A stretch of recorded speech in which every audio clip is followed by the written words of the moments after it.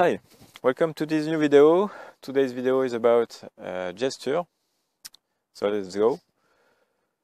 Quand on parle, par exemple, de la vidéo précédente, où vous attaquez la personne avec l'effet de la surprendre, enfin quand vous faites une attaque directe en fait.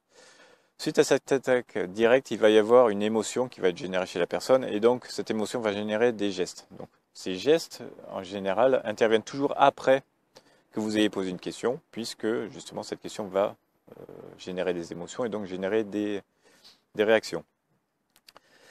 Il y a 3 gestes que vous pouvez noter et qui sont très faciles en fait à voir, et vous pouvez même les voir sans regarder la personne en fait, puisque ce sont des mouvements du corps entier. Soit vous avez 3 cas, vous avez posé la question, la personne ressent une forte émotion et elle va réagir. Soit elle va reculer. Donc elle va s'asseoir encore plus en arrière sur le dossier de sa chaise par exemple. Elle va croiser les bras, croiser ses jambes, elle va prendre un objet qui est sur la table et l'interposer entre vous. Donc ça on a dit qu'en fait c'était comme si la personne essayait de créer une barrière psychologique en fait entre vous et elle. Le deuxième cas de figure, soit la personne va être comme figée sur place, c'est-à-dire qu'elle ne va pas bouger.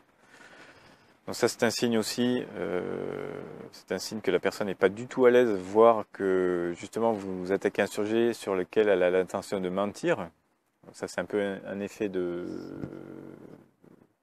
un peu comme lorsqu'un prédateur attaque sa cible. En fait la cible elle est figée sur place pour essayer justement de passer inaperçue, pour ne pas que le prédateur la trouve. Donc ça c'est la deuxième posture. Troisième posture, c'est la personne va avancer vers vous, mais pas parce qu'elle est à l'aise, mais dans un but d'agression en fait. Soit ça va être une agression verbale, elle va se mettre en colère. Alors ça, quand une personne réagit comme ça et qu'elle se met en colère, généralement c'est qu'il y a de fortes chances que cette personne ait l'intention ou a menti, parce que la colère en fait, qui est une fausse colère généralement, a uniquement pour but de détourner le sujet de la conversation vers cette colère, en fait, pour ne plus avoir à parler de ce sujet et éventuellement de vous faire peur pour vous dissuader de parler de ce sujet-là. Donc l'agression, attention, c'est quelque chose qui n'est pas anodin. Ça veut dire beaucoup de choses.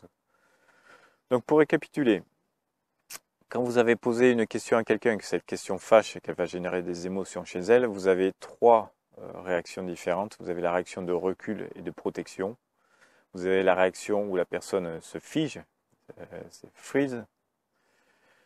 Et vous avez la réaction qui consiste à avancer vers vous, mais dans une démarche d'agression, en fait. De reprendre le dessus sur vous afin de vous faire peur ou de détourner le sujet de la conversation. C'est cette méthode qui est la plus agressive et la plus désagréable et la plus dangereuse même, je dirais.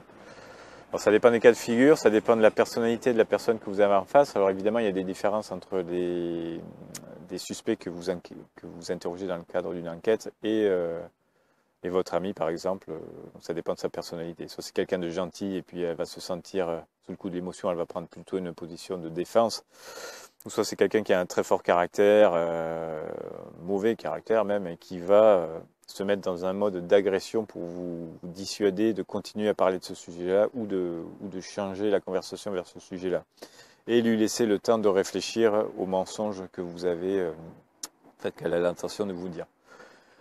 Parce que bien souvent, c'est ça, le changement de sujet dans la détection des mensonges est le signe que la personne soit veut éviter le sujet, soit qu'elle veut gagner du temps afin de construire dans sa tête le mensonge qu'elle va vous donner. Click on the link below the video to see my free gift and my website, and see you tomorrow for the next video. Bye, have a nice day.